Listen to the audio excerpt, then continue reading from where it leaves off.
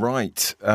We've got a change today to our scheduled programming. Yeah, we were expecting to bring you a lovely interview with horror, sci-fi and fantasy comics writer Alec Worley for today's episode. Yes, but then something quite exciting happened. And so we agreed with Alec that we'd bump him back one episode and do something a bit different. The following podcast contains language. In fact, it's pretty much all words from here on in, so if you don't like words, I'd give it a miss. I mean, there's a bit of music, but most of that has words in too, so yeah. So here's the story. Here's what happened. A few weeks back, we got an email from a fella. Joshua. Yeah, Joshua.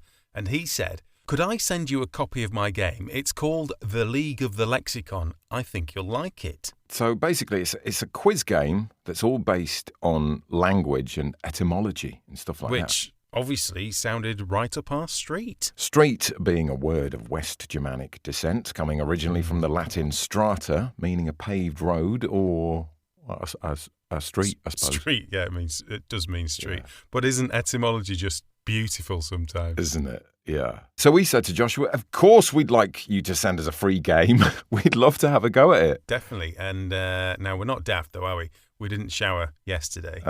Tom, is that? I'm not sure that's... What? I think you need to either stick with born yesterday or didn't come down in the last shower. Maybe. Anyway, we weren't born in the last shower, were we? We've been around the advertising block a fair few times. So it's not like we were just going to fall for the fact that Joshua was obviously trying to use as just to promote his game, you know. No. Which we should mention would make a superb Christmas present for any language lover and is available to buy from several outlets, including Waterstones, right now. Yes, but we thought before we do anything, we need to actually blummin' play it, don't we? Because it might be rubbish. It could be. But Joshua kindly sent us League of the Lexicon in the post, which must have cost a blooming fortune because it weighs an absolute ton. It really does. Yeah. Loaded, yeah. Give me a hernia. And so we arranged to give it a go. Yeah, we roped in a friend to play with us, and we thought it would be best to choose one of our.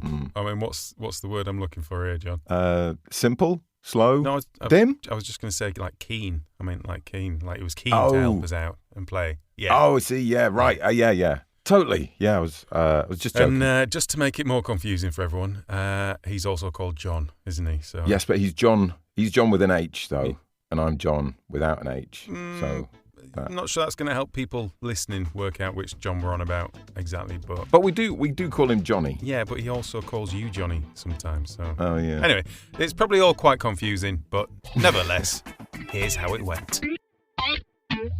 So first off, while we were getting set up, you thought you'd just jump in, grab a question, and get stuck straight in, yeah? Yeah, just a warm-up question, just so we could, get a little feel for it. Yeah. Something carminative, Johnny, will likely do what? Will it A, calm the temper, B, cause sexual arousal, C, provoke argument, or D, relieve flatulence? It's definitely D, relieve flatulence. Relieve flatulence. Oh my God, it's going to be randomly good at this. What have we done? That was such Carminative. Medicines are used to relieve and release flatulence. I think I might. Natural carminatives include coriander. Oh, did not know that. I did not know that.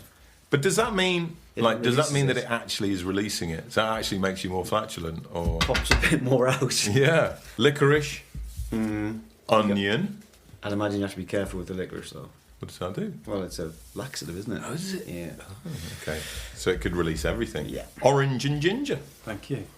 So by my reckoning, that's 26 seconds before you managed to get us talking toilet humour? I mean, that's got to be a record even for you, hasn't it, John? Well, I think you'll find, Tom, two things. One, it wasn't me, it was a question. And two, that isn't definitely not a record. Probably isn't. Anyway, here's my quick and slightly incomplete guide on how to play The League of the Lexicon. We need to pick a card. Pick a card. Thank you. So that's who you are. Okay. So you need to. It's got symbols on the bottom. If you answer a question right, you get to pick one of these cards, which also have a symbol on. Mm-hmm. You match all the symbols. You have to answer one question, and then you're the winner. Cool. So there's a die there. One die, or Yeah. is it a dice? A die is one. Is it? Dice. Dice is You idiot. multiple. You're going to be rubbish at that. Yeah, he's already. It's a die. Is it? You have to have more. Dice is the plural. No, I thought it was the other way around. Oh my god. It's going to be a long game. Anyway, so you roll it, and that's your number, your question you get. Mm-hmm. When it says player's choice, that is the choice. Of the player. Yes. Why did you take that away from me? Sorry. Yeah, you might be right about Johnny after all. I think you're. I mean, come on. Well, I think that might actually be the same for all of us. Bearing in mind, we did decide that we'd take on the hardest box of questions. So we're playing from the Trixie pack. Let's start on that. Should we build up? I think we should go straight in for it. Do you? And then retreat with our dignity in tatters. Okay. You think that'll be funny? About a kids. There is a kids one, Should we maybe? and we've got a slang edition as well, which is adults only. So we might be trying that one. All right, brilliant. But yeah, Let's keep these close. yeah, we're needing those soon. Yeah. But no, we'll be fine. It can't be that hard, can it? Nah, I doubt it. 2, please, John. So if you can take them off the top, because those are the ones I practiced. Okay, yeah, perfect. Thank you. Okay, Tom, I think you're going to like this one. Okay, Thomas. B. So, I haven't. No, go and read the question. it is actually B. Go and read That is worrying. What? Was I holding that up? No, was it? Yeah, it was. So this is the meaning and more category. Thomas, where would one find a vomitory? In something like a stadium. It's. Do you want me to give you the... Are you just going to go for it? Oh no, sorry, I didn't realise it was a choice. It's the exit route in a stadium. Would you find it A, in the house of a Roman nobleman, B, in the tail of a comet, C, in a theatre, I'm guessing you're going for that one, or D, in a submarine? I'm going to say theatre, but I did like the sound of the first one. You're right, it is a theatre or stadium. You Yeah. already knew the answer. Yeah. It's the entrance or exit through which large numbers of people can enter Said that. or leave. So Well done, I picked Thomas. a card from the. There is a word for this. We should have checked, but got all the trinkets and what's another artifacts from the trinket box. Yeah, apologies to Joshua. We'll just be changing all the names of all the stuff he's worked so hard to put together. Yeah. So I've got my trinket. What do you do with the trinket now, Tom? I look at it and go, oh, it doesn't match any. Maybe a bit of a false dawn there, Tom. Getting an easy first question. What do you mean easy? It's only easy if you know the answer, isn't it? If you're smart enough to know the answer, then it's easy. Well, that is true. That is true, Tom. Well, now, speaking about smartness, it's time for Johnny's first question, which we didn't know at the time. This would become your most hated question format, John. Oh, my God. Roll the dice. Die. Number 1. Question number 1, please. Name 10 herbs or spices that begin with C. That's curlica. easy. Curlica. And is there a multiple choice offer? Here's the first 10. Okay. Coriander, chive, 2. cilantro. Is that allowed? Because that's American for... I think Coriander. I'm going to allow Are that you? just for Thank lateral you. thinking. Yeah, it's nice. It's nice. It's good because I think I'm probably out. Come on. Oh, Come on, what's that? 3? Come on. Should only another 7 Chives. to go. Cilantro, Curries. coriander, cumin. Yeah. That's another one. Yeah. Having that. God, there's a lot he's got written down here. There's a lot in the answers. Is there like, There's like more than 20 10? of them, yeah. Is there? Yeah. I think sweet spices. Don't stop giving him clues. Oh, come on. Look at his little face. This sweet spice is not helping. Starting to feel No, like I think I'm out. time's running I out. think I'm out. Can I have the 4? Does he get something for 40% finding right? 40? Caraway, Mm-hmm. catnip, interesting. Whoa. Okay. Cayenne, I was thinking of cinnamon. celery by the way. seed, chamomile, chervil, chicory, chili, Chinese 5-spice, Mhm. chives, clover, cloves, coriander, coriander cloves. seeds, cumin, curry leaves, curry powder. Oh, curry. Cinnamon would have been a good one. It's not even on the list, John. I would have probably given you a bonus point for that. So that's a spice, isn't it? Cinnamon. It is. Mm-hmm. Yeah. It's the bark of a tree, isn't it? Yeah. Cinnamon tree. Go on, it's not QI. Cinnamon Crack on. tree. Roll the die. So, time for you to have your first question, John. I wonder what sort of question you'll get. Yes, let's see, shall we? It's a strong start from me, I think. Oh, I hate these ones. This is like the 10 of everything. No, there's different ones. There's different things. No, it'll be 10 of something. No, it's different. Number 1. Name 5 words That's 5, not 10. So that's half as many. It's easy. That's a good point. Yeah. Name 5 words. Seems there's more to the question. This is trickier than seems I a bit thought. unfair. It's only 5. Name 5 words with a similar meaning to ill, i.e., poorly. But obviously you can't have poorly now because I've just given you that one. So Yeah. 5 words that aren't poorly or poorly. unwell, but you can't use that one either because I've said it. Is that how it works? We Sick. keep saying- Can't use sick either. Can't use sick. Come on, 5 words. Hang on. Can we stop saying words that mean poorly? Name 5 words similar to ill. Spewy, peaky, Oh, nice. Parky, That's cold. perky, That's just isn't it? Those are perky, pigs. These are list of Perky pigs. means well, doesn't it? pokey. Is that one? That's 5. I've got 5. At least 3 of them weren't right. Vomitationary, disease-ridden. Yeah, diseased. That's actually That's a good actually one. an That's answer actually a that works, legitimate that one. one, yeah. Yeah. Grim. Can we make him stop? I mean, I think the kind thing to do would be just say give in. Yeah. I mean, obviously, I would have used the ones that you unwell, yeah, sick. You would have got to 3 then, wouldn't you? What are the answers, John? Answers might include afflicted, Oh, yeah. ailing, Oh, you should have said that. covidy, what? That's a bit. Diseased, you got that one, well done. Disordered, dying, which is quite... Oh, wow, that's serious quite illness. Really? That is a serious That was illness. on the list. That is a serious illness. Enfeebled, feeble, fluey. Oh, that's an obvious one. Tell me when you want me to stop. Incapacitated, wasting, No, not. weak, woozy. Yeah. Woozy. Wounded. Woozy. There's a lot when you... What was that one we had when in the there's no Limerick pressure on you. episode? There's a lot It's when somebody gives easier, you isn't it? answers, What was, definitely. Wamberley. Wamberley in the tummy. Should have said Wamberley. Oh, John. We were having a right fun old time playing this, weren't we? Yes, Tom, we were. Yes, very much so.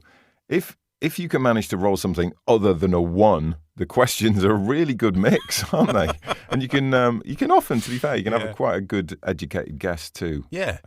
If you're very smart and very well read. Right. Obviously. Where's this going? Is this leading up to a clip of you being a right smarty pants? Is it by any chance? Might be. Number 4. Whose is the first recorded use of debauchery, extravagance and enjoyable? Was it A, John Donne? Was it B, William Shakespeare? I've heard of him. Was it C, Sir Thomas More? Or D, John Milton? Where was Thomas More? Have you got that egg timer? This leg timer hooked up to like electrical shock equipment or something. I mean, it's got to be shaky, hasn't it? He came up with so much Do you not stuff. think that's he's put that in? I know, but then you feel like if you don't say it and it is, it's like, They don't sound Shakespearean. They don't sound Shakespearean. yeah. I mean, they're just normal words. I like aren't to they? think whoever invented them all in one like writing Yeah, sitting. just in one sentence. Yeah. Did debauchery and was like, oh, that's quite good. I feel like it's pushing me towards Milton as well because those words feel like they're Milton-esque. Yeah, Yeah. but I feel like that's maybe a little bit of it's either a clue or a. I'm going to trouble you for an answer at this point, Johnny. I would. If that's all right, I would. yeah. I'd do the same. If I was in your shoes, Johnny, I I'd be am, doing the same. because I've as what become a you're little doing. bored now of your... Yeah. I'm going to go Milton. I'm going to go with that little clue. Good. I'm pleased about that because the 'Cause it's answer wrong. is in fact John Shakespeare. Milton. Oh. Milton was amongst the most Well prolific done, John. inventors of new words in the English language. Other words commonly credited to Milton include earth-shaking, lovelorn, fragrance, undesirable, criticise and exhilarating. I mean, it sounds impressive, doesn't it? But It's just made up words. I He mean, must have been living at a time when none of those words existed to make them up. If all those easy words don't exist, It's true. it's easy to come up with loads of new words, isn't it? That's really. It's hard now when there's all the words knocking around. what Did do you know- people thought at the time when they were just making up words and going, well, what does What that does mean? that mean? Yeah. Yeah. Debauch? What? What? What was that? In fairness to him, you probably had to be quite a well-known writer, didn't you, in order to make up stick? words. Because we could make up words, but no one's going to say them. I just, You know about this, don't you, Tom? You know about this. it's an enthrising thought, John. Yeah, really it is. Oh, yeah, very smart, John, very smart. The thing is, though, when it's often, when it's your question and you're on the spot, it's a lot harder, isn't it? And everyone else thinks they know the answer. That is very, very true. Yeah, that is very true. Which is kind of what happened to me in this next one. Player choice! What have we not had? We've not had a 5, have we? Should we go for a 5? Yeah, go for a 5. 5. Worldly wisdom. Oh. Did you want to change your mind? You only need to name 4. Oh, come on! So, dead easy, Tom. Basically, the easiest one of these we've had. Name 4 authors whose names I'm struggling already. have become adjectives. Go. Dickens. Dickensian, yeah. Dickensian. Yeah, is that? You just look very blank then. I thought I got the wrong end of the stick. That's right. Yeah, I thought that was... That's right. Yeah. Absolutely. Right. Jamesian, that we did in the horror stories the other week, didn't I? I do pay attention, John. You do? When you waffle on about nonsense stuff. I do listen. Orwellian. That's used a lot, isn't it? That's here. That's right on the card. And that's all the authors. Mentioned them before, didn't you? It was the famous one, wasn't it? You only need one more, Tom. Just one more. Oh, my mind's just completely blank. That's what happens. There must be so many. Yeah, that's what happens. And everyone else sits there going, oh, come on. I can think of at least another 2 more. Blytonian? Blyton? It probably It is. should be. It could be. All you need to do is write a piece going, it's very Blytonian. There must be some really obvious ones. Oh, there is. There really is. Tolkien-y? Tolkienian. Tolkienian. Well, that's good. Yeah, that sounds nice, isn't it? Dostoevsky-ish?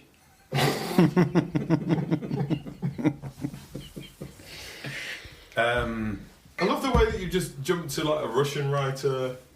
We have so many English writers that are really, really... Shakespearean! Hey! Billy Shakespeare. Oh, right, yeah. There you go. Hey, you got there in the end, Tom. I did. Didn't you? It was quite the adventure, wasn't it, though? It was a bit, yeah. A bit It was Blytonian, you could say, wasn't nice. it?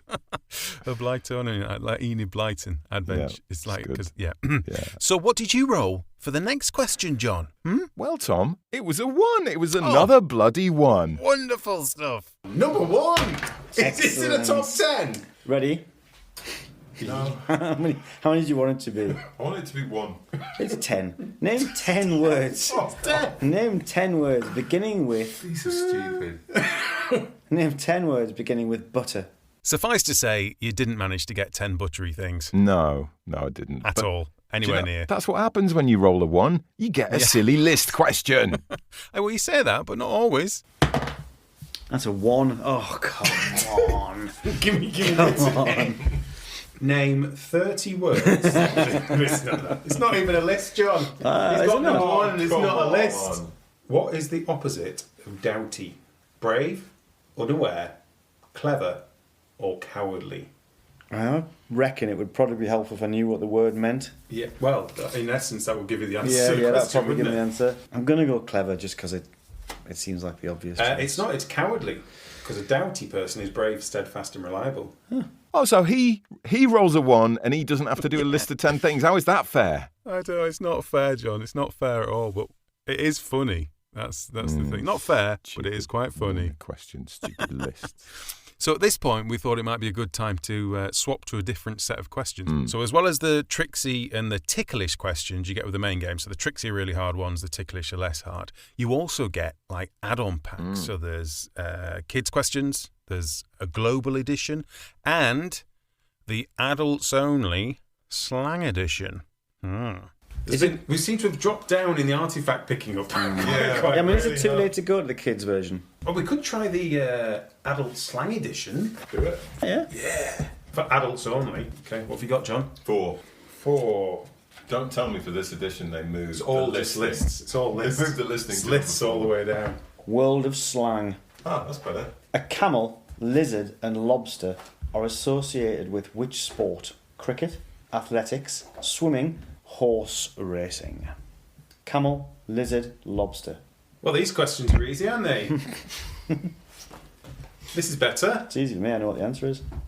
Camel, lizard, lobster. I'm going to go swimming. You sure? Final answer. No. What is your final I answer want to then? swap it. Okay. No, swimming. It's fine. Okay, it's horse racing.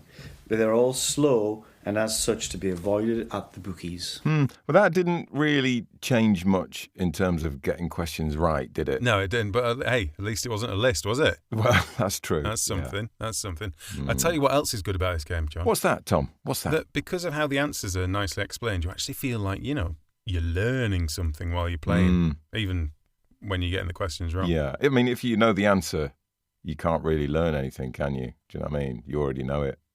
Yeah, so you have to get the questions wrong. Yeah, fair enough. You get the questions wrong, you learn. If you already know them, you already know them. You're not learning. But we must have learned a lot then on that score. Yeah, definitely. What's been your favourite learn since playing the game? What's been your like just generally like playing with the family and everything? Have you got a favourite fact? Hey, I'll tell you one that is quite cool.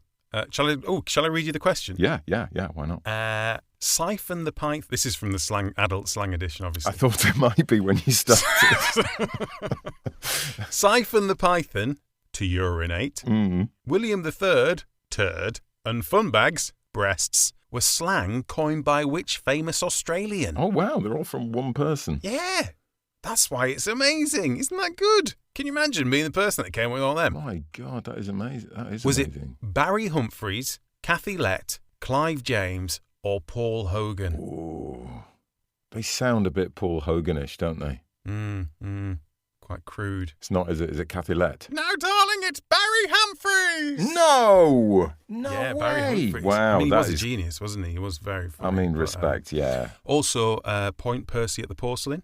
He did that. He came up with that. Technical yawn, which I'd never heard before. Technical yawn at being vomit. Yeah. being vomit. That's good. And apparently, according to this, fan bloody tastic.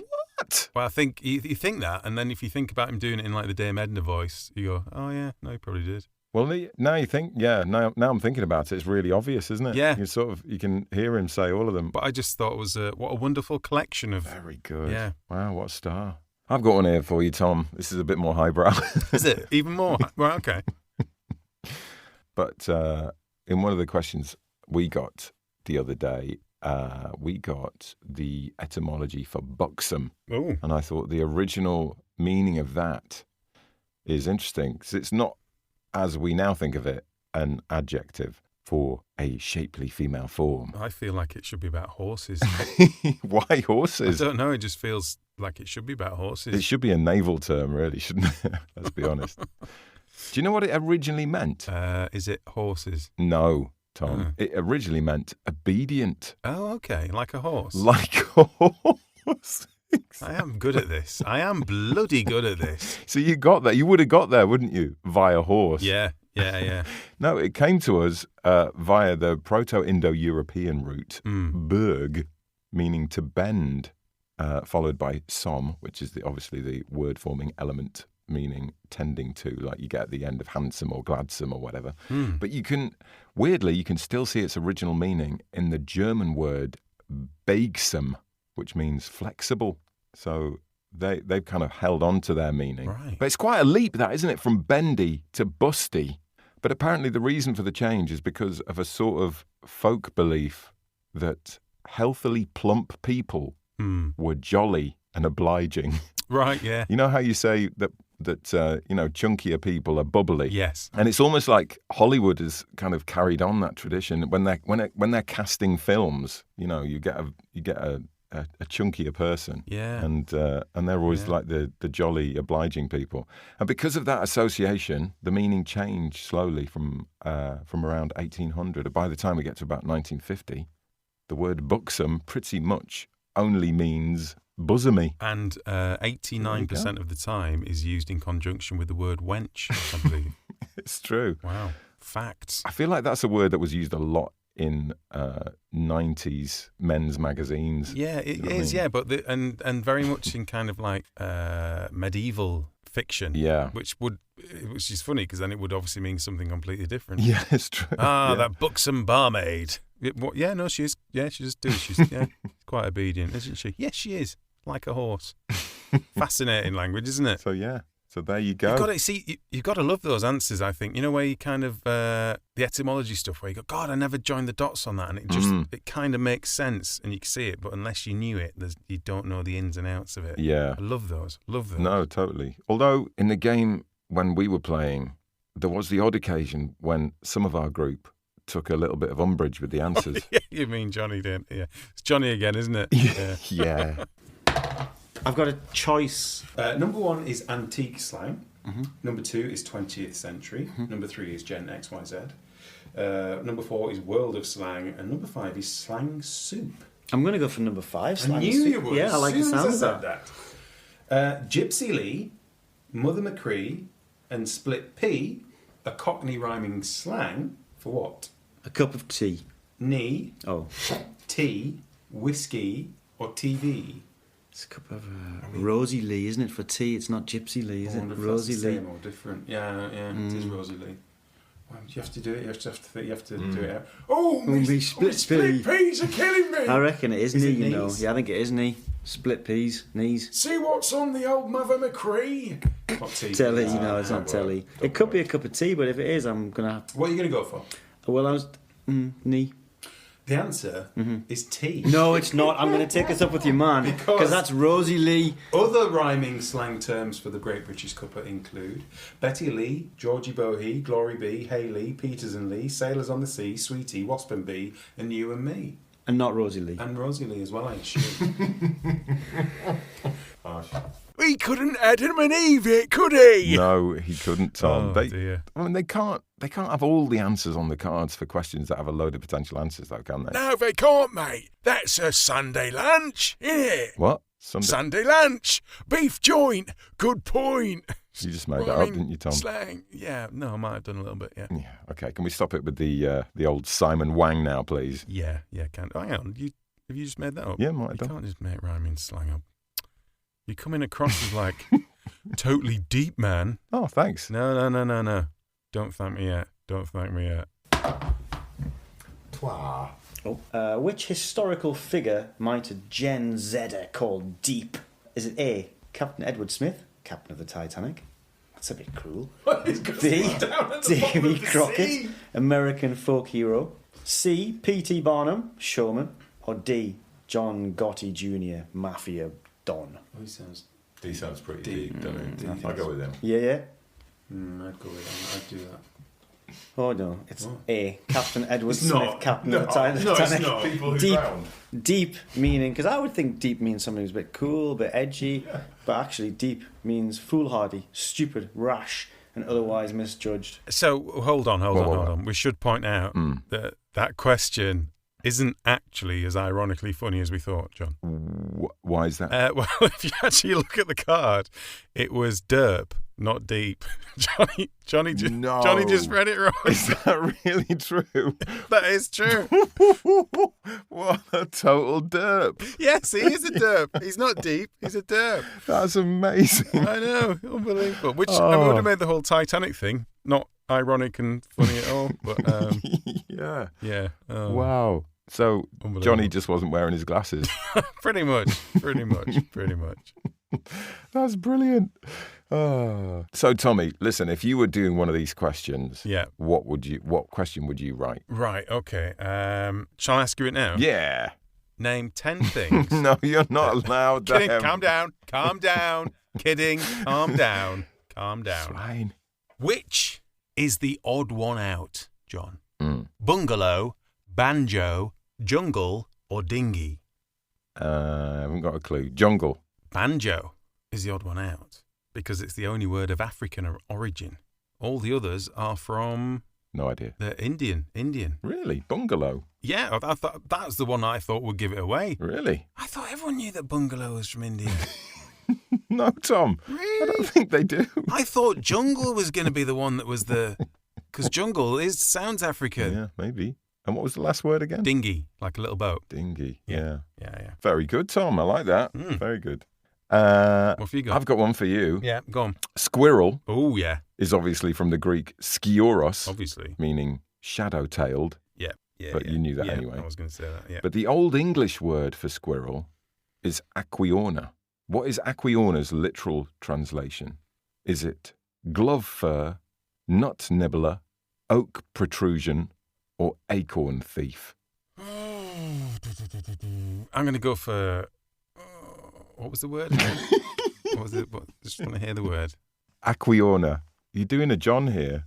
I have to put a timer on you. Yeah, I'm going to... Shall I spend 10 minutes talking about each of the possible answers and why it could be that? You exaggerate, of course. And then just go for the first one that I thought it would be anyway. Honestly, I don't know. I want it to be like acorn thief, but I think glove... Let's go glove fur. Is the wrong answer. Oh. It's oak protrusion. Wow. You're obviously aware that the name of the oak tree's genus is Quercus, which comes from the Proto-Indo-European quercú, and aquiorna is the little clue in there. Anything like it? But interestingly, if you had said acorn thief, you wouldn't be like a million miles away because the word acorn's from the same root. Oh. In fact, Tom, interesting fact here, the name for a squirrel in Dutch is eekhoorn. Oh. Do you know what I mean? It's a bit weird, isn't it? But then I suppose they're both sort of the answer, which is oak protrusion, which sort of makes sense. They both protrude from oaks. So there you go. You've learnt something. Well, that's it, isn't it? That's the thing. We learned something. Yeah, we move on. We do. Let's get back to the game. And I think the next question was the one we'd all been waiting for. Ah, yes. I mean, when it says adults only on the box, you want a bit of blue, don't you? Oh, absolutely. Number one, please. Oh, I was about to celebrate because you got a number one, but It's all right now. It's Gen Zers. Oh my goodness me. Antique slang. In Victorian. Me. Pornography. In Victorian pornography. What was gamma-hooching? Gamma-hooching. Gamma-hooching. Gamma-hooching. Okay. Was it A, anilingus, B, ear licking, C, fellatio, or D, toe sucking? It is, in fact, toe sucking, he says, with Confidence confidence. there. Very. It's fellatio. So that sucks, doesn't it? Etymology, not known. It's just from French. Yeah. It's obviously the French. So that was us playing the game. It was, and it's fair to say we really enjoyed it, genuinely. We did. Yeah. Hope you enjoyed it too. It's a very well thought out, and it is a very beautifully designed game as well. It is. So I think it's a good time now that we have a chat with the fella that did all that thinking out and beautiful designing. We have a chat with Joshua Blackburn, the actual creator of the League of the Lexicon. If you want to play the game, you gotta be in it to win it. Even if there's 10 things to name, it shouldn't take more than a minute. Wanna know what words Milton coined with Tom and Johnny and Sexy John? Then why don't you come and join the League of the Lexicon?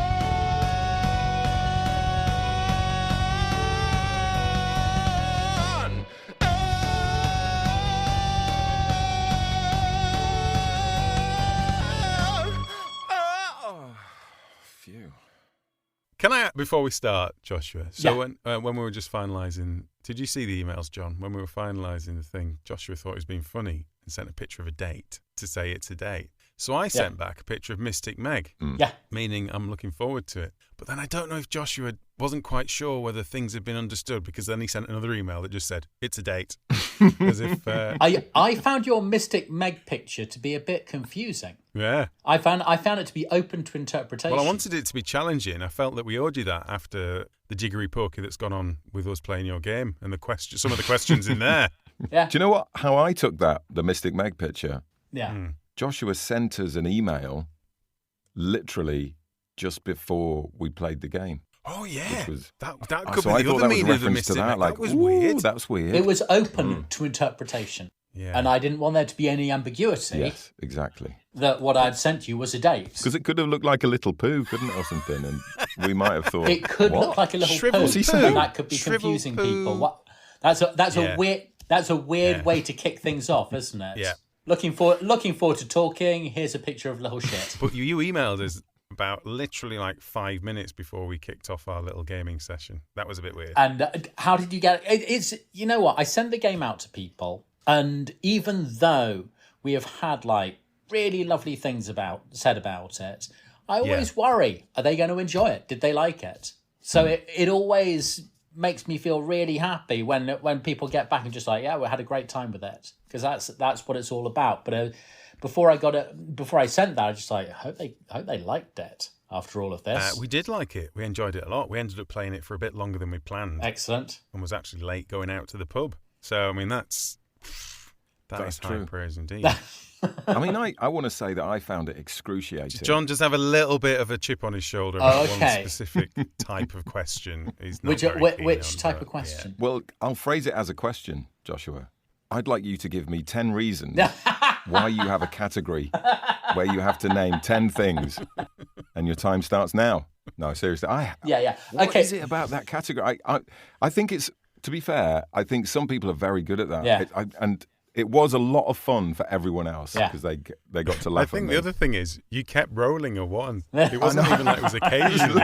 You got like 4 or 5 in a row, and it's like, name 8 things. My God. I just blank at stuff like that. My mind just empties. Absolutely. And when I'm writing the questions, I'm just like, oh, this one's going to be easy. I've got like 40 different options for them. They could choose any 10 of these.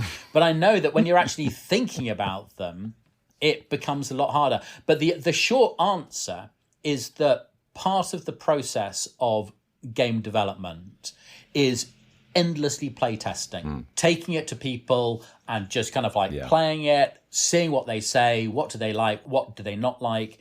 And those category questions, people loved. People always really enjoyed playing them. Wow. I think it's because there's a lottery feel to it, isn't there? In that you feel like you can do it, even if it's tricky or there's a thing. It feels doable. Yeah. It's not doable. For a lot of people, it is, John. But for other questions, you either kind of know it or you don't. It would be good if we got our own back on Joshua and we asked him a couple of really tricky questions from his own game, put him on the spot. What do you think of that, Joshua? Do you reckon you could? He must know all. He'll know all of them now. Like something from the name 10 things category. No, you know what? I know what you're trying to do. I get it. I get it. I think it's kind of. It's called a taste. It's called a taste of your own medicine. It's called revenge, Joshua. It's called revenge. I get that, and people that feel defeated and frustrated themselves like to get their own back, and that's absolutely fine. But I'm man enough to take it. But I make no promises. Well, let's give you one. Let's give you one to start with, and we'll just see how you get on. Oh, shitbox. You're literally going to do it now. Okay, fine. And fine. No cheating, no looking on Google. Name me 10 poetry forms. Go. I feel like I should do the traditional, what everyone else does. I can think of a few. Yeah. That's what happens while you're playing the game, doesn't it? The person who isn't doing the question, who isn't answering the question. Because you're not being asked it, yeah. Sonnet, limerick, blank verse, We'd just like to make it clear at this point, Joshua obviously very quickly, expertly and impressively listed off a load more forms of poetry without so much as a moment of hesitation, taking him to 10 in record time. Why have you got me reading this? He only managed 3. We'll edit that back in later and make you look really smart. Yeah, we'll do that. Yeah. That's much better. I'm not very good at quizzes. Oh, right. I think I don't like. It sounds weird to say. I don't like the competitiveness of them. Right. Yeah. It provokes a bit of a reaction with me. It's too competitive for my liking. Oh, that's interesting. I like people to get on, and that's been one of the interesting things about the game is that it is a competitive game, but also I've noticed that a lot of people like to play it collaboratively as well. Yes. The first time I played it, that's how my family played it. So you're talking about those category questions, and actually frequently everybody gets involved. Yeah. They all kind of like get stuck in trying to come up with answers. Yeah. And I like that. I think that's there's been a bit of a swing away from competitive board games into more kind of collaborative styles of play. Yeah, that's really true. That never used to be a thing, did it? No. But so many games now, they're the whole team of you have to absolutely try and resolve something. Yeah, that's interesting. Well, you remember ads on TV like back in the 80s and stuff when everything was like rah rah. It's like if you can win, and it was about winning and like rubbing the other person's face in the dirt. Do you mean you buy a board game? It'd literally be like a pack of dirt that came with it that you could rub the losers' faces in because you're the winner. Yeah, that's how they'd all be, wasn't it? Even like Hungry Hippos and stuff. I have to say though, when we were playing this game, it was a very sort of jolly experience, wasn't it? It didn't feel like we were going for each other's throats, and maybe that's because it was actually it's actually quite difficult. In a good way. Yeah. But what's great about it as well is that most questions you can have a go at. Like there'll be a clue in there somewhere. You know, you can make an educated guess a lot of the time. You can get halfway there. And I like questions like that. One of the challenges that we faced about how hard to pitch the questions. And the thing is that when you play a game with Scrabble, it kind of finds its own level with whoever you're playing with. If you have two 10-year-olds playing Scrabble, but they get on fine playing it because they play at a 10-year-old level. If you have two Scrabble grandmasters playing it, it becomes a different game, but with all the same components. Yeah. For a quiz, you set the difficulty. Yeah. And it was always a dilemma about how hard should you make the questions. And that's actually one reason why we have the two difficulty levels, because we wanted to make it more inclusive. Well, I was going to say, with the two different packs and the additional packs, it was a good handicap system, and it really equalled it out perfectly. It really did. Perfect. Well, that's as it should be, because this was one of the big things for us, that language can feel quite exclusive to people. You don't know these words. You don't know the code to be a member of this. This is too fancy thinking for you. Absolutely. And that is, we want to create something that really challenged that, and that was very much about, look, words and language for everybody. This is a really, really fascinating, joyous subject just to play around in. And it's not just for your brilliantly clever aunt or uncle. It's for your 10-year-old or you or whoever to have fun and just mess around with. The one thing that we were clear about was that challenging questions were fine, but it had to be interesting. Yeah. And you had to play a question, and even if you didn't know the answer, when you found it out, you'd be kind of like, okay, that's interesting. Yeah. I was going to say the answers are really good because they're not just the answer, they actually explain in a really good way, what the word means or what its origin is or whatever. It's very nicely put together. I'm really pleased because that again was a really big deal for us, because you have a game like Trivial Pursuit, question, answer. Yeah. You don't actually end the game awful lot smarter. No, exactly. Than when you started. Whereas with this game, it was a really big deal that we wanted full answers. So that if you didn't know it, you would finish the game smarter and more informed than when you started. Yeah, we never knew what gamma hutching was before, did we, Tom? I don't think we needed to. Maybe we didn't need to. I still don't think we need to. You need to remind me what it means. It's a bit of a mouthful. How did you become interested in etymology and words and language and stuff? Where did that interest originate? I have a small amount of imposter syndrome with the whole thing because I'm not an etymologist. I'm not a lexicographer. I didn't do English at university.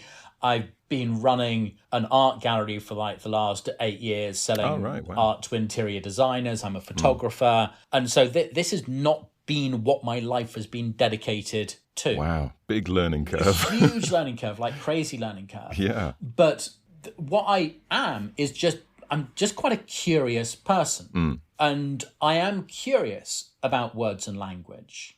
Why do we say this? Where did that word come from? Why do we write like this? How is these languages different? It is one of those subjects that invites curiosity. Yeah, definitely. I mean, really, the genesis of it all was during the COVID lockdown and doing homeschooling with my two boys. I was just really, really depressed by what they were being sent from school for their English. Right. It was just comprehension exercises and spelling and grammar tests and just really joyless stuff. I mean, you don't want to inspire the youngsters, though, with a spark No. of learning. No, do you? indeed. You want to keep them on the straight and narrow so you can tick those boxes. Because the last thing you want is them getting excited about it and getting distracted by something. But to that extent, the school was doing a great job. Brilliant stuff. But I found it quite boring. Yeah. And I was just trying to make them more curious about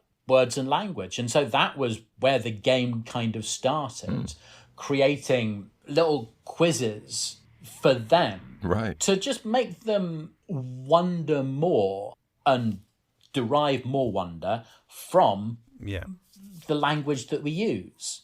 And it just kind of grew from there. David, age 8, what does gamma hutching mean?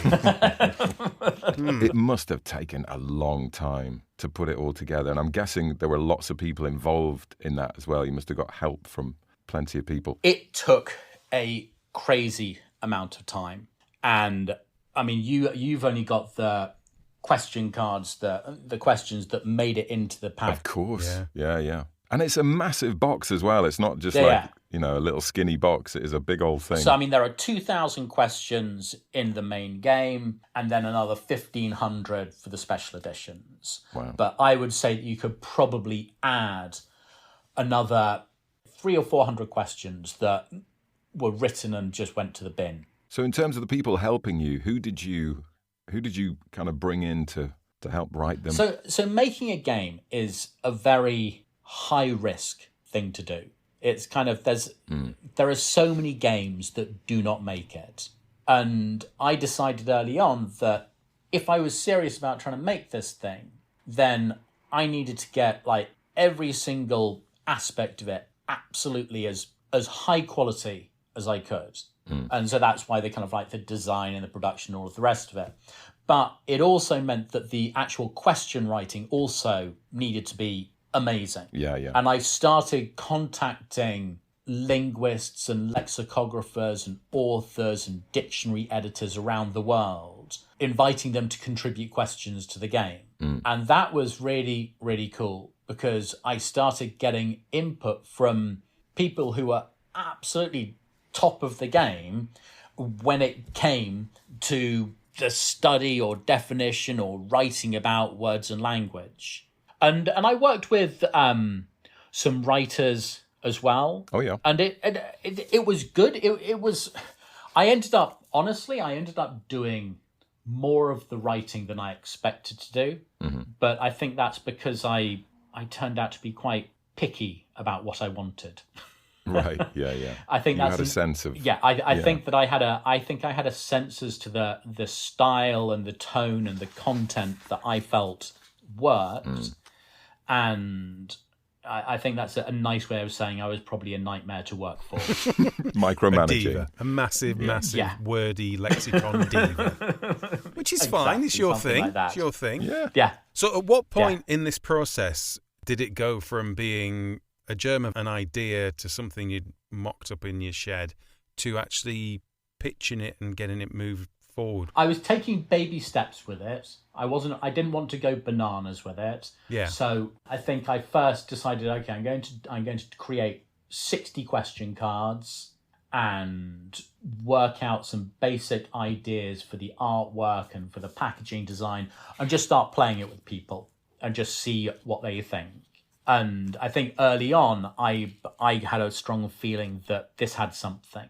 And it was actually I think March last year, I was getting somebody a present in Waterstones in Piccadilly. And I happened to have a prototype of the game with me. And I just thought, you know what, I'm just going to speak to whoever buys games here.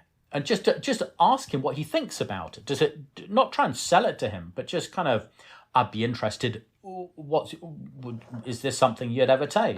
Bit of feedback and I was in the store and I waited for about an hour for this guy to appear, and he was super friendly, and he gave me 10 minutes of his time.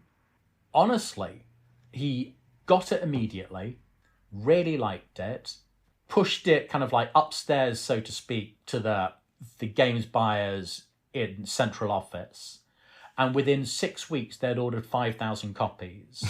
Whoa. And that was from a prototype. Wow. And that was crazy. That was all hands to the pump at that stage, presumably. You had to then actually create a game. It was honestly a massive punt for Waterstones to do that. And when I talk to people about this, I'm at pains to kind of say that this is not how Waterstones normally buys its games. Don't take your ideas into the shop. And they aren't buying games from...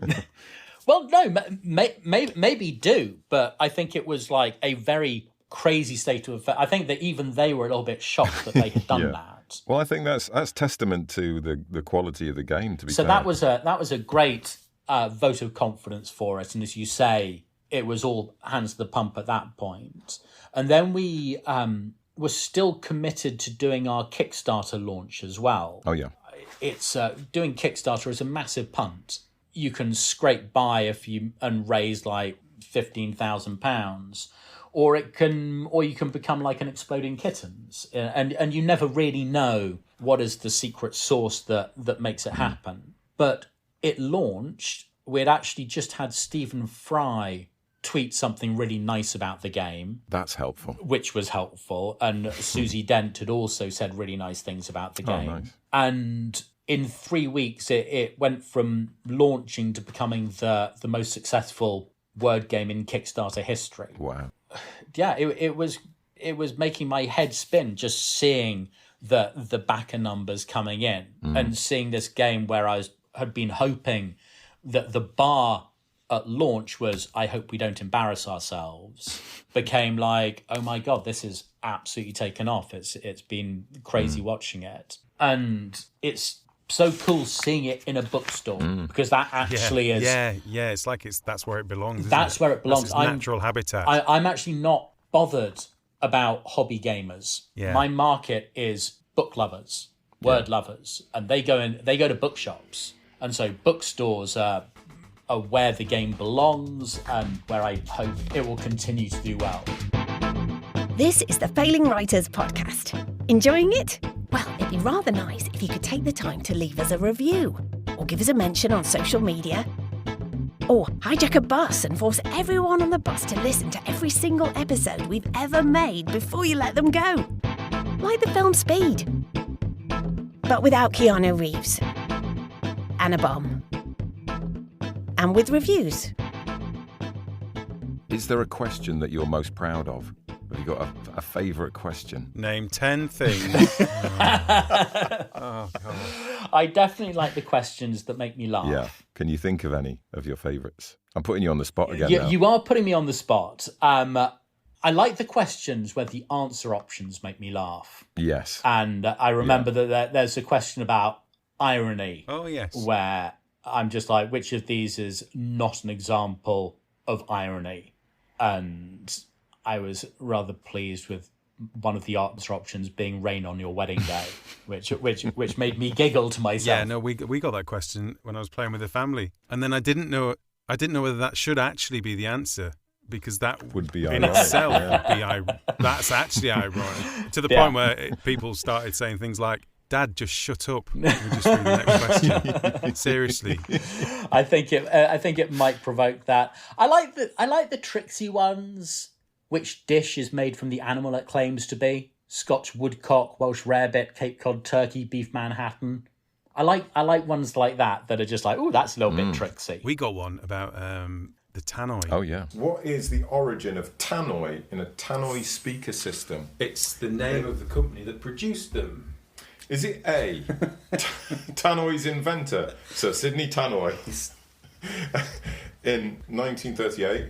Was it tannoy's key material, tantalum alloy? Was it tannoy's first factory near Tannoy in northwest France? Or tannoy was an invented name that sounded futuristic? I'm going to go for D. Oh my God! I liked A. It's neither. It's its key material, tantalum alloy. Come on. That sounded like the most made up. That's just Totally ridiculous. In fact, when I was reading it, I was thinking, kudos to you, Joshua, for making that up. That's good. Yeah. Tannoy was trademarked in 1928 and became widely associated with the public address system they manufactured. And it was good because we went into it, I got the question, and I thought, I'll probably know this because I know that's actually a trade name that's become ubiquitous. Yeah. So, several of these answers could still mean that's the case. I have no idea. And then it turns out that some funky metal that it's made out of, which no one's ever heard of. Yeah. I came out learning more. I learned something. I'm probably hating the person that put the questions together a little bit more than I did. But I definitely learned something. I love stuff like that. I'm a proper nerd when it comes to stuff like that. If it gives you some new information, then it's definitely a winner for me. And if you find after you've played it a few times, you've kind of exhausted yourself because you know all of the question, then if that is the case, you will have accumulated an insane quantity of knowledge. It's true. Yeah. It is a little mini encyclopedia of stuff, but just with the encyclopedia in the form of questions. Yeah. In terms of the board game world, then, that you are now ensconced in, whether you like it or not, and obviously it's coming up to Christmas, and everyone should buy a copy of League of Lexicon for their loved ones and family members this Christmas. And people they hate. Yeah, absolutely. Yeah, if you know anyone that dislikes having to think of 10 of something, absolutely, buy them it, and buy them also a die that's only got the number 1 on it on all surfaces. That would really get them. But in terms of sort of sales numbers for board games these days, he says, like he knows what they used to be. What would be a good number of sales? I don't think I can give you a hard number for that. I mean, I've got no idea. For instance, like Wingspan that came out a few years ago, which was absolutely massive. I mean, they must have been shifting like hundreds of thousands of units, I would have thought, around the world. So I mean, that's a massive game. Something like Exploding Kittens. I mean, they're shifting hundreds of thousands, if not millions of units. Something like this, honestly, we've done incredibly well with how many we have sold through Waterstones and Barnes and Noble, and it's now on Amazon.com, but not for sale in the UK. We've done crazy well for an indie publisher with a debut game, and we're now on our 4th print run. Wow! For the main game, and that is certainly it's doing well. I think the board game world is a very fast growing kind of area at the moment. They did really well over the pandemic, and you only have to go into Waterstones and see the quantity of games that they are selling. It seems counterintuitive in a way to me, because obviously video games are so addictive now. But do you think a lot of the time it's parents going, come off there, come and play this instead? No, I think that, I mean, this is one of the things that gets me excited about games. Games do bring people together in a very real and analog sense. And that actually was a really big deal to me, because as a parent, I actually am really concerned about screen time and digital addiction. Yeah. I mean, I jokingly refer to myself as analog dad, but I love analog. I love the physicality of things, anything that brings people into the same real space to share something in real time, in real life. I value that, and I think that board games, that is their territory. Yeah. And the success of board games is a reflection of the fact that people still want that kind of contact and engagement and kind of like human interaction. It's encouraging, that, isn't it? Yeah, it is. And it's something that definitely gets me excited about this space. And I've had a lot of people saying, are you going to do a digital edition? Is there going to be an app? And I've really kind of dug in my heels, because I've for me, one of the points of the game was, this is analog, and it's proud to be analog, and it makes it much more complicated for me being analog. I wanted something that was very kind kind of Ludditely analog in that sense. Well done for digging your heels in. Thank you. Because I think it works really nicely. I mean, we wouldn't have had anything like the experience the three of us sat round the other day if, we'd been sat on our phones. It's not quite the same, is it? There is some. But it is really great. So congratulations, Joshua. I think you've created something very beautiful. Yeah, it is. It is really. Thank you. I am super proud of the game. I'm really excited about the special editions. And actually, we've just signed Paul Anthony Jones from Haggard Hawks to do our next special edition. Fantastic. Right, that's good. I mean, he was too busy. We asked him to come and play this with us, and he was too busy. So that's nice he could find time for you. Yeah, so he's going to be doing a Genius edition for us for next year. Oh, well, I'm glad he didn't turn up then, actually. Yeah. With his Genius edition. No, thank you. Name 10 things. I could name 20. All right, Paul. Back in your box.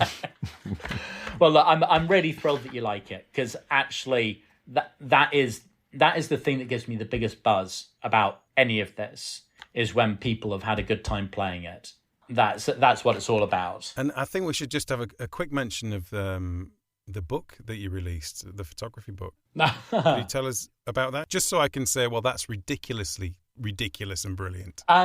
Yeah, so I have a book published by Hoxton Mini Press that is about London's laundrettes. Well, that's ridiculously brilliant. And I basically visited every laundrette in London, 435 laundrettes, and I photographed every sodding one of them. Wow. And yeah, that is ridiculous, but it was also it was awesome. It was amazing, because it was a voyage around London told through the medium of the laundrette. What drew you to laundrettes in particular? I love laundrettes. I love them aesthetically. I love the geometry. I love the colours. I love them socially, the way that they bring people together, and to kind of like the communities and the people that you find inside laundrettes. I love the smell of them. I love the sound of them. I've got a white noise machine on my phone that I listen to when I'm trying to concentrate. And the noise I inevitably put on is the sound of a tumble dryer. Right. Yeah. Okay, I'm appreciating that it's making me sound a little bit weird. Yep. But you know what? I'm okay with that. That's good. So it's okay with that. Are we right in thinking then, exclusively released now, that the next board game will be a laundrette-based board game? If I could find a way to do it, I can make it work. I would. If I could make it work, I would. But I mean, making the book, it made me realise. I suppose it kind of connected me to other laundrette lovers. And you know what? You boys can scoff as much as you like. And I know that there is scoffing happening. and I'm okay with that. You can scoff as much as you like. I know I'm not alone. Yeah, well, right. Yeah. I know that there are laundrette aficionados out there. Laundrette forums. Yeah, laundrette forums. People who are nodding their heads and saying, yeah, you know what? I love laundrettes too. And... yeah, there's nothing to laugh about here. Here's a serious subject. No, absolutely not. No, absolutely You're right. not. You're right. Yeah.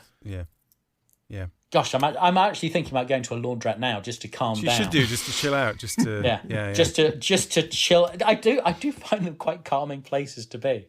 I really do. Yeah. But look, I can only thank you as well for getting me on the show, and I'm sure that I can trust you, that you won't edit this in such a way that I look foolish or look like I don't know the answers to my own questions, or that I know less than 15 poetry forms, which I gave you the full list.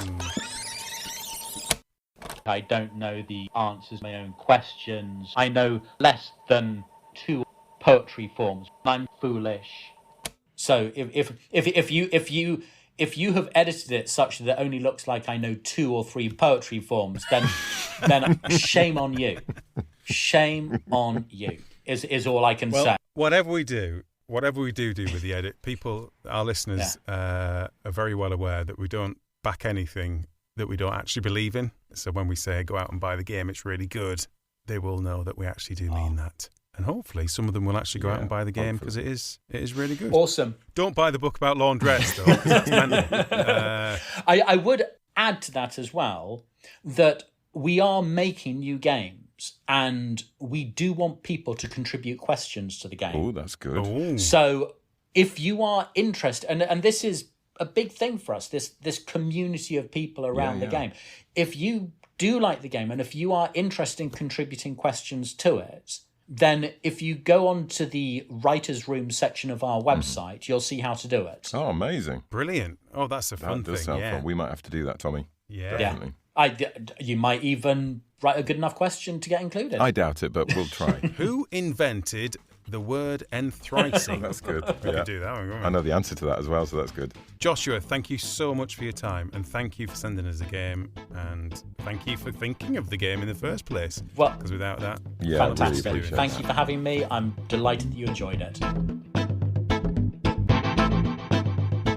Do you know what I'm slightly nervous about, Tom, doing this episode? I feel like people will assume that we're being paid to put out what is effectively an hour-long advert for a board game. we just liked it. He sent it us and we liked it. And he seems like a nice chap. We genuinely did. Yeah. We genuinely really liked it. Do you know what I mean? Yeah. We liked the concept and we thought we'd do our bit to promote it, didn't we? Because we think it's great. Simple as that. Hang on, do you think we should be getting paid? We're very naive here, aren't Maybe we? we're just being stupid. But no, the game is very good.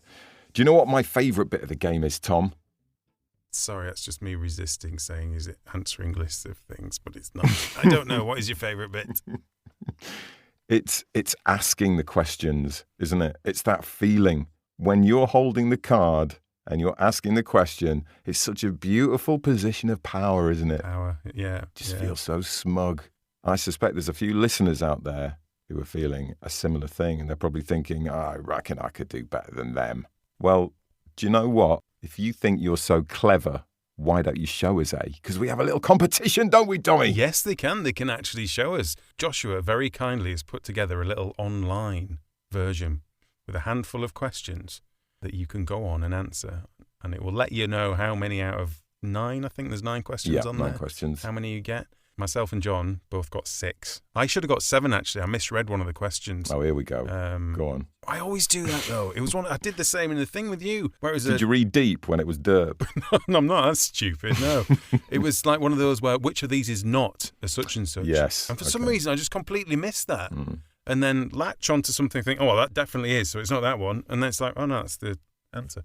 Anyway, so I got 7 out of 9. John got 6 out of 9. See what you can get. If you want to take part in that quiz, go to failingwriterspodcast.com, click on the blog, and there you will find a link to our little online quiz. Yeah. And you could win your very own League of the Lexicon game in time for Christmas. Yeah, you don't have to be top scorer or anything. I think you just have to take part. Yeah. is the I thing. think generally the highest scores will go into a draw. Oh, is that how it And the works? winner gets a copy, yeah. Can everyone just go? Even stupid people should be allowed to get it too, John. Well, even stupid people might get some of the... It's multiple choice, so... I suppose a you know what I stupid mean? person would get probably 6 out of 9, wouldn't they? And then the rest kind of splits from there, and if you get more than that, you're in the top echelons. That's I would right, say, yeah. So yeah, get clicking, and we will see you next episode in a couple of weeks' time when we finally will get to speak to fantasy, sci-fi, and horror comics writer Alec Worley. We promise. Absolutely, definitely, promise. Unless something better comes up, yeah, we definitely will. Exactly. So thanks for listening. Remember to like, subscribe, review, tell friends, etc. And we will see you next time out. Yeah. Take care. Hello. Where's everybody gone?